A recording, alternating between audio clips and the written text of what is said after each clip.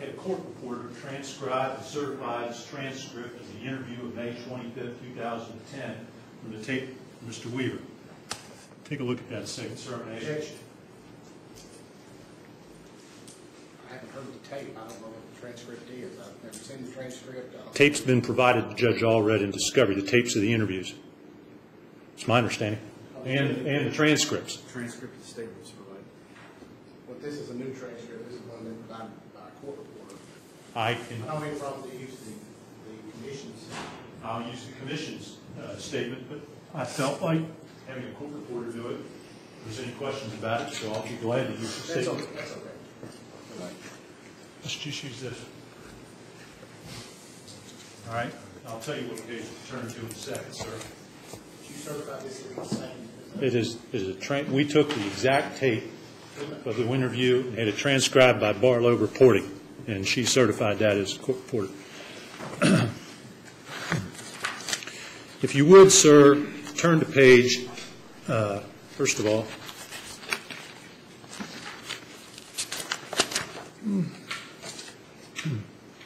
turn to the first page. For the record, was this under oath, this testimony? No, he's not under oath. He did not administer an oath. He took a statement. And if you see, sir, on the first, it's actually the page number at the top is page 2. Here's the basis of my objection. Mr. Weaver has already testified that he had mentioned things about the sheriff and Commonwealth attorney. And I've had a problem with Mr. Weaver's investigative technique the entire time this case has gone on. And quite frankly, I have zero confidence in what Mr. Weaver recorded or didn't record or asked or didn't ask. So I would just voice an objection to the authenticity of the tape and anything that's allegedly been taken from Joe Bishop. In regard to this, we just heard him testify that he felt like he was trying to coax his testimony or change his testimony in favor of the sheriff or the Commonwealth attorney. So just for the record, I'm going to object to this statement or any tape that Gene Weaver put in the record based upon what I now know and having evidence in regard to that. So that's my objection. Objections noted, overruled. You can ask.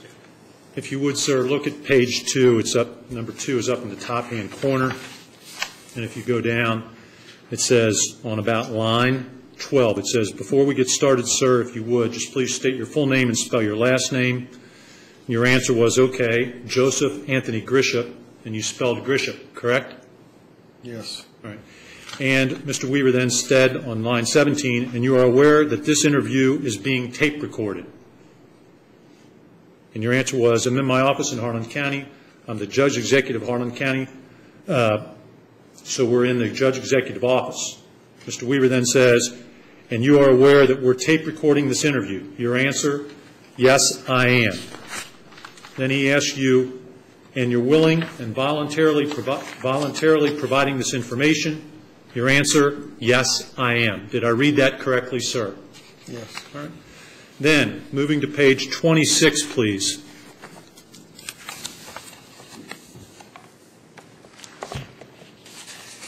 And if you go down to the question that starts at line 7, are you with me, sir? Which number? I'm on page 26. Go down to line 7.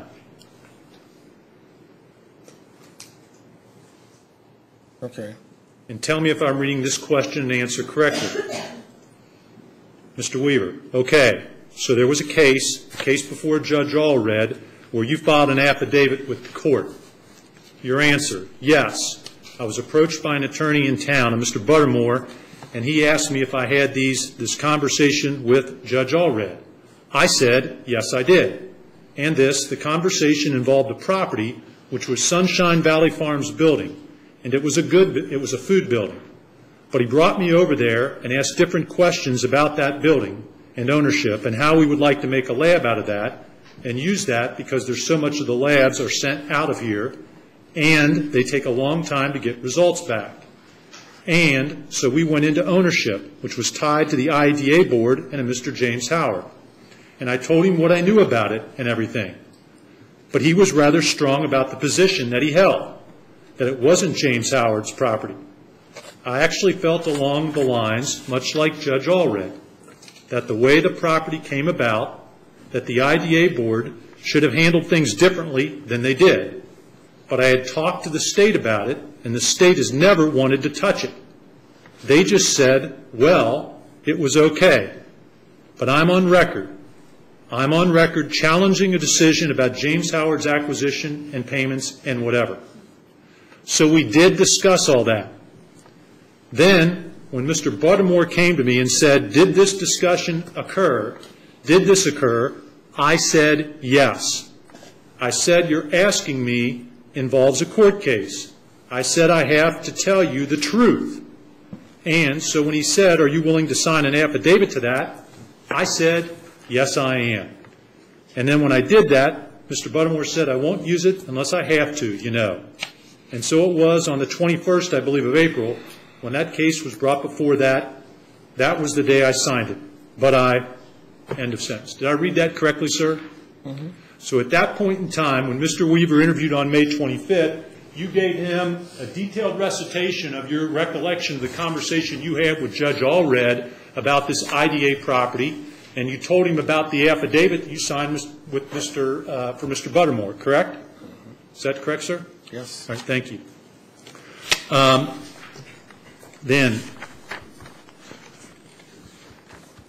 And at that point in time, you never told Mr. Weaver that the statements in the affidavit were incorrect, did you? I never saw them again, so it never came up. All right. Then if you would, sir, go to page 29 of your May 25th statement to Mr. Weaver. Tell me if I'm reading this question and answer, and I'm starting on line 3. Let me know when you're there. Tell me if I'm reading this correctly. The question from Mr. Weaver. And you provided this, and that is an accurate recount of your conversation with Judge Allred. Your answer. I read it over, and it's as accurate as memory will serve. I mean, you know what Did I read that correctly? Yes. So you told Mr. Weaver that affidavit was accurate as your memory would serve, correct? Yes. And you told him you read it over, correct? Yes. And now you're telling this body today that you didn't really read it that closely. Is that what I heard your testimony a few minutes ago to be? Which is true. Mm-hmm. So did you lie to Mr. Weaver when you answered that question about the affidavit? I glanced at it. It was just a quick scan. Mm-hmm. That's why I said what I said. All right. Then go down to the bottom of the page so we can put this next point in context and tell me if this is correct. In light of your telling us today that you want to recant these earlier statements, you want to take them back. Let's look at the bottom of the page. Tell me if I'm reading this correctly. Starting on line 23, the same page, sir. Question for Mr. Weaver. Your affidavit is dated April 20th, and I believe it was submitted to the court on April 22nd in the Potter versus Howard case. And also on April 22nd is the general order that was filed with the Circuit Court Clerk's Office directing the establishment of the special grand jury to investigate alleged illegal drug trafficking by the Harlan County Judge Executive from the judge's office. And I'm paraphrasing this. That was an ongoing investigation by the Sheriff's Department. Is that correct? Your answer, yes. Next question for Mr. Weaver. So this order was issued on the same day that your affidavit was presented to the court. Your answer, yes. Did I read that correctly? Yes. Then, Mr. Weaver asked you, prior to that time, had you had any problems or difficulties with Judge Allred? Your answer, I was not aware of those. I knew that his second cousin was running against me in my judge executive race, and I knew that his father and his father-in-law were all actively campaigning for his cousin, Denny Pace. So I just didn't get around him much because I knew where they were in that race, and I just avoid people who may, be working hard against me. I don't want to be around them during the race. Did I read that correctly? Yes. All right. Then go to the next page, page 31, please, Judge. And tell me if I'm reading this correctly, and I'm starting on line 4. Question for Mr. Weaver. Sure. Okay. anything else concerning the affidavit? And we'll talk a little bit more about the special grand jury, but anything else that you would like to add concerning that before we get into the grand jury issue? Answer. I would just like to draw your attention to the timing of the documents, and I feel strongly that the grand jury statement or document was directly tied to the affidavit. Did I read that correctly? And was that was an accurate statement that you gave to Mr. Weaver, was it not? It's printed And that's what you felt, correct? That's what you believed to be the case. at that time.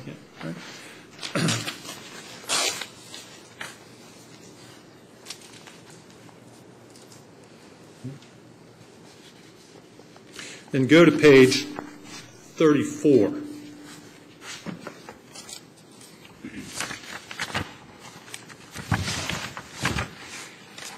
I'm going to object. Commission's read this statement a long time ago, and the judge executive has testified as recanting what is in there previously. So it's really unnecessary to go point by point asking if he recants or recalls that. So I just object this. He's already testified to the questions and asked and answered the question of his testimony. So I'm Judge, objecting. it's cross-examination. He can go to his credibility, his motives, all those things. He's entitled to ask. Just note my objection. Continue objection to authenticity as a result of Jim Weaver's testimony. Go to page 34, please, Judge. And the question was, starting at line 7, question for Mr. Weaver. What prompted, if you know, what prompted Judge Allred's directive refusing her to bring a camera into the courtroom?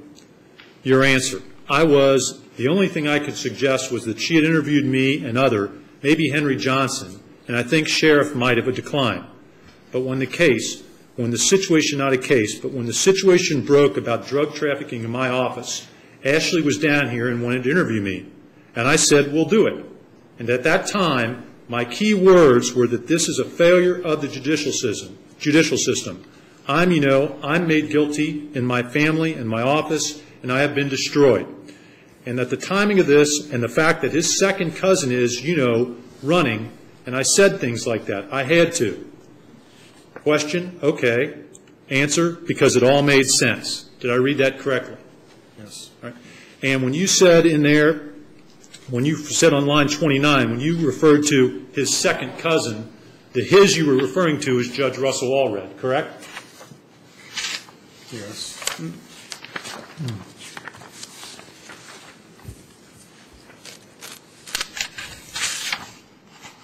Then go to page 37.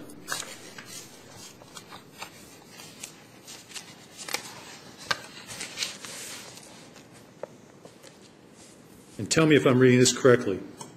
You were continuing in your answer, I believe, but I'm going to start on line 16. Tell me if I read your testimony correctly. And that you got a document here from somebody, and I said, who'd you get that document from that disclosed this to you? And she said, well, I couldn't get any from Paul Williams, and I couldn't get it from Henry Johnson. She said, Judge Allred gave me this. Did I read that correctly? That's correct. And that's what Nola Sizemore told you at that time. At that time, that's what she said.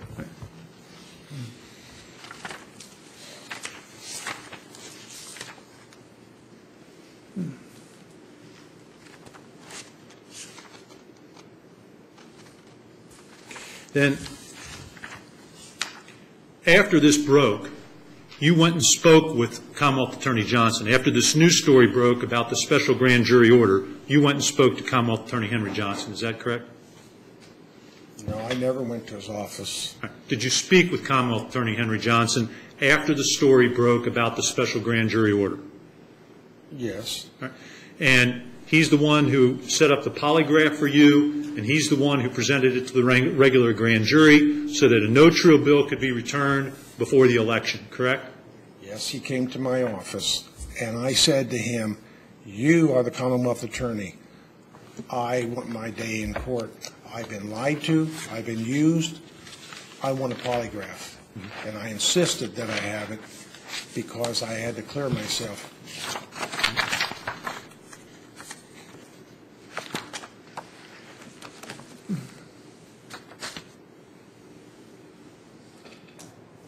Then, sir, let me show you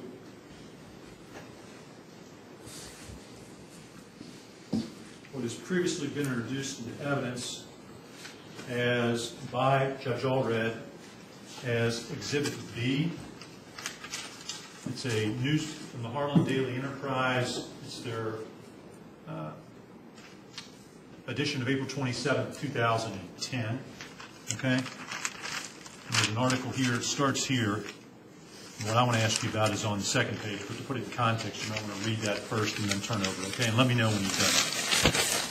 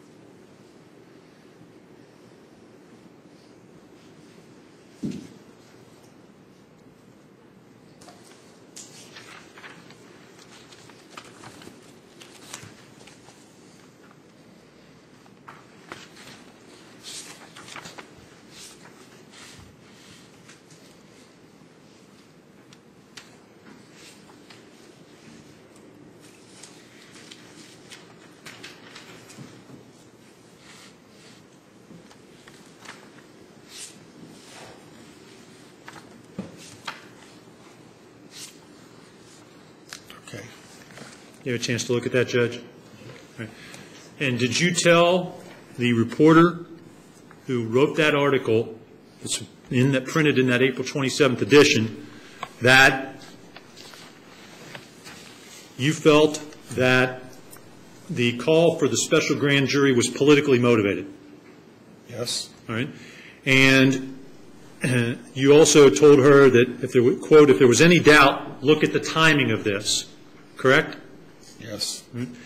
And you said also this whole thing was politically driven, correct? Yes. All right. And you felt it was politically driven by Judge Russell Allred, correct? At that time. Yeah. And did you come to learn, sir, that when you're in the Potter versus Howard case, you came to understand that the affidavit that you signed for Mr. Buttermore was presented to Judge Allred in court the same day that that special grand jury was entered, correct? Yes. All right. And you came to learn that Judge Allred became upset when your affidavit was presented to him in that Potter versus Howard case in court, correct? I assume that. No one told me that. Mm-hmm. No one told you that he became upset in court? I don't recall that.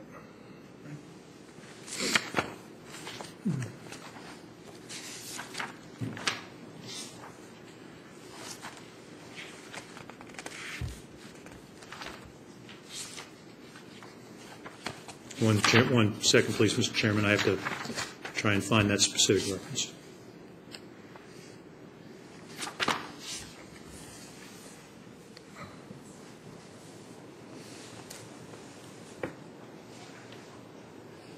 Go to page 27 of the statement that Mr. Weaver took from you on May 25th of 2010, please, Judge.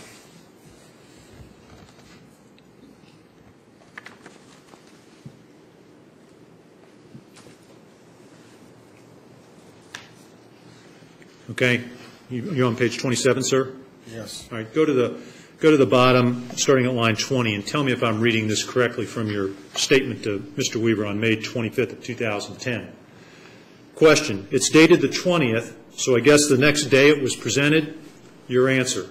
The next day it was presented, and according to Mr. Howard, Judge Allred went just a little bit wild and threw his hands up and said, I want that judge in here now to explain this. Certainly. Because my pages don't match up. I apologize. I'm going a little fast, and I apologize for that, Judge. Question was, starting at line 20 on page 27, question, it's dated the 20th, so I guess the next day it was presented. your answer.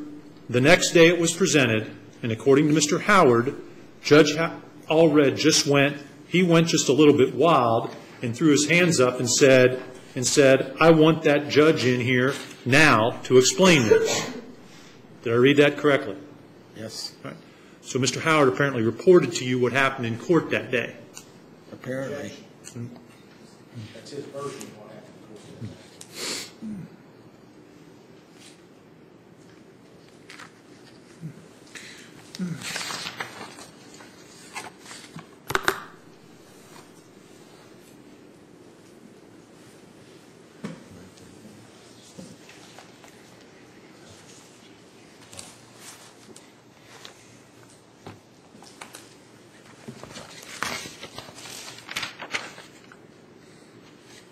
I have no further questions for Judge Grisham.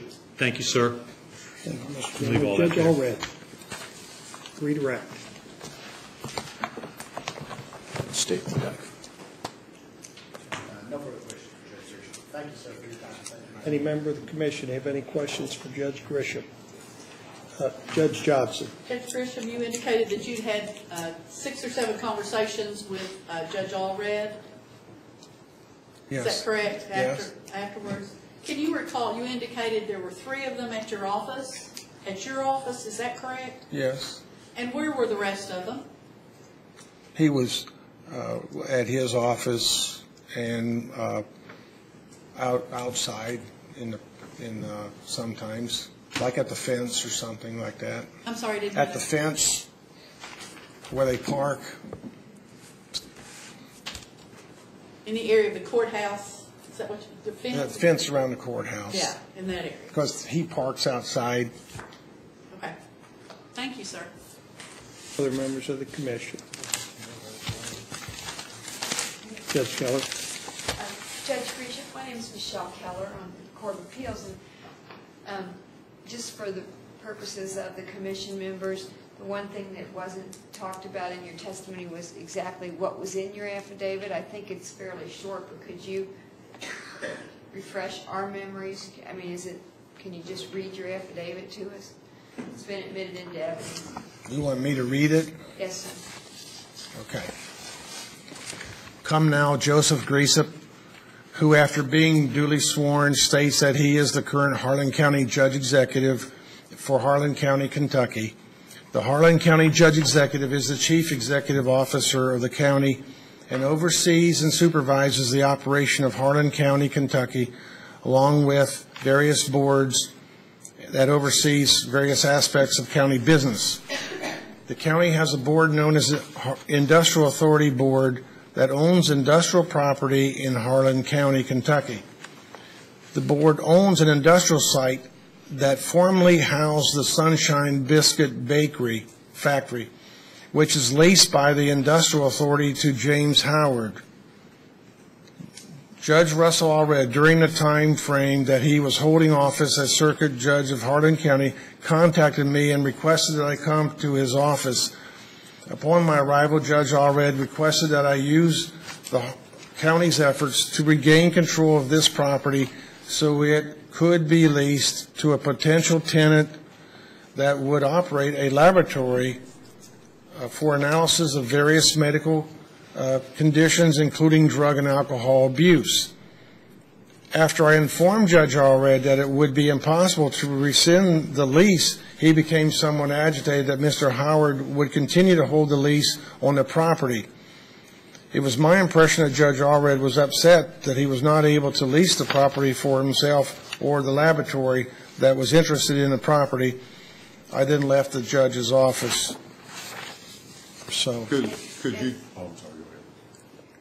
I was just going to ask one follow-up. It might be the same question as Judge Coleman.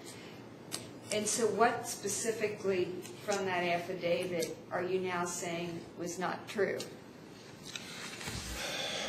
the reason that I was upset and about that at the time was that Mr. Howard was the Industrial Authority chairperson.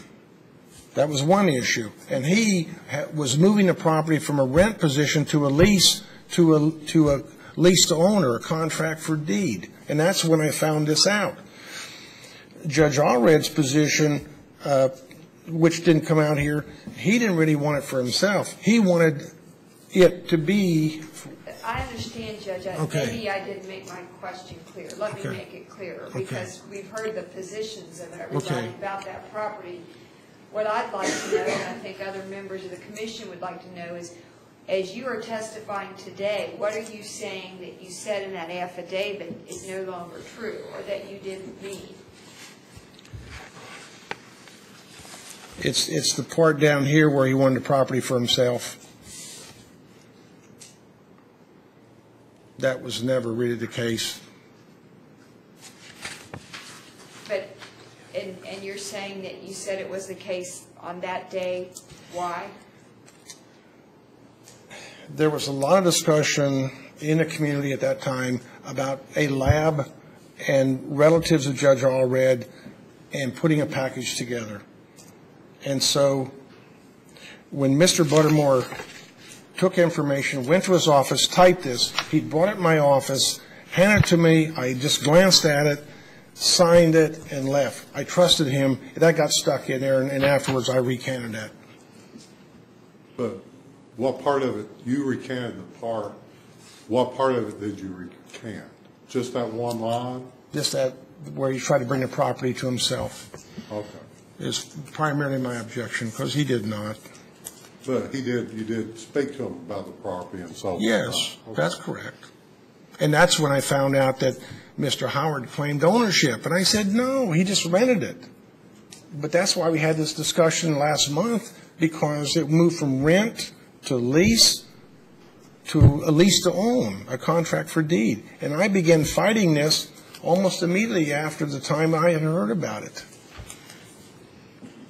Other questions, members of the commission?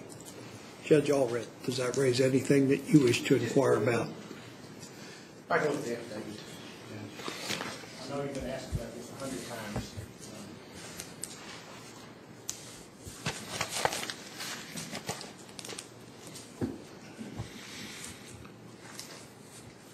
With regard to that, I didn't get angry that you did that. Just me. No. Thank you. Mr. Mando, No further questions. Thank you, Judge. any member of the commission? Judge Grisham? Am I dismissed? Well, Well- I had one question. It was along the lines of Judge Johnson's question. That's fine. If I may. You may. Judge, are you afraid of me? Have I ever used my office as a circuit judge to threaten you or try to intimidate you in any way? Objection, please. He can answer. Have I ever, I've never tried to intimidate you, have a judge? No. Okay. Thank you very much, sir.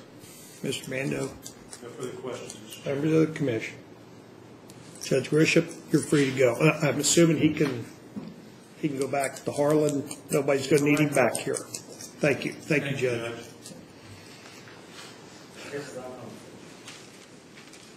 Judge Allred,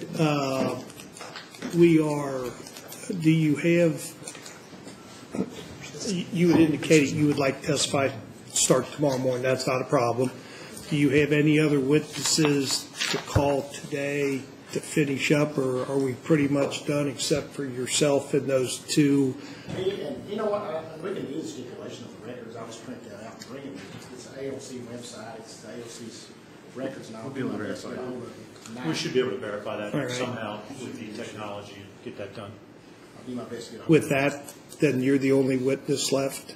I'll be the only witness left, but I don't want to lock myself out. I understand, but at this point, you don't anticipate, unless something changes overnight, and I understand that could happen, you're the only witness. Because right now, it's 20 to 5, we could call you for a bit, but I really don't want to do that. If you're going to be the witness, we'd rather start in the morning with that. So we will, that being said, hopefully we can get this thing wrapped up tomorrow morning, and we can deliberate tomorrow afternoon. Obviously, we're going to do findings and conclusions, so we're not going to have a decision tomorrow, but we will discuss it amongst ourselves. So, Will we be allowed closings? oh, yes, definitely, yes. We'll probably limit it to somewhat, but I would think 30, 45 minutes, something like that. maybe an hour. We'll talk about the commission. The hearings, Hour apiece? please. Is that an hour apiece? No, each side, Okay. each side. Sure. So we'll be back here at 9 o'clock in the morning. Judge Allred, I assume, will take the stand at that time, and we'll hopefully get this thing wrapped up tomorrow. Thank you all. Thank you.